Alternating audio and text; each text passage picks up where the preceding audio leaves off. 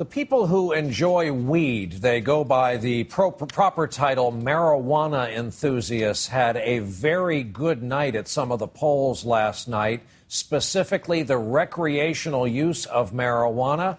NBC's Mike Taibbi has our report from one of the states that said yes to this topic, and that's Colorado.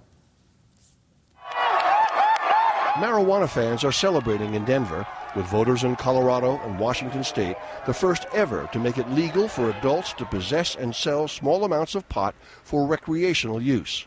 We really feel that Colorado can be a model for the nation and how to sensibly regulate marijuana policy. But Governor John Hickenlooper, who opposed the measure, joked that it's too early to break out the Cheetos and goldfish. A funny line, but also a practical warning.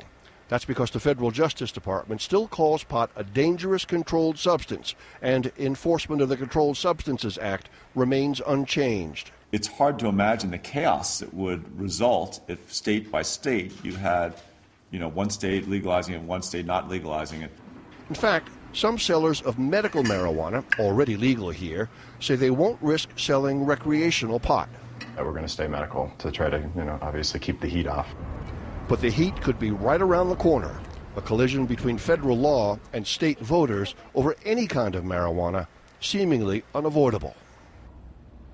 And in another notable ballot measure, in California, voters agreed to pay more in sales tax and more in income tax for high earners to help close what Governor Jerry Brown calls a $34 billion state budget gap. Brian? On a beautiful evening in Denver, Mike Taibbi with our report from the Wild West. Mike, thanks.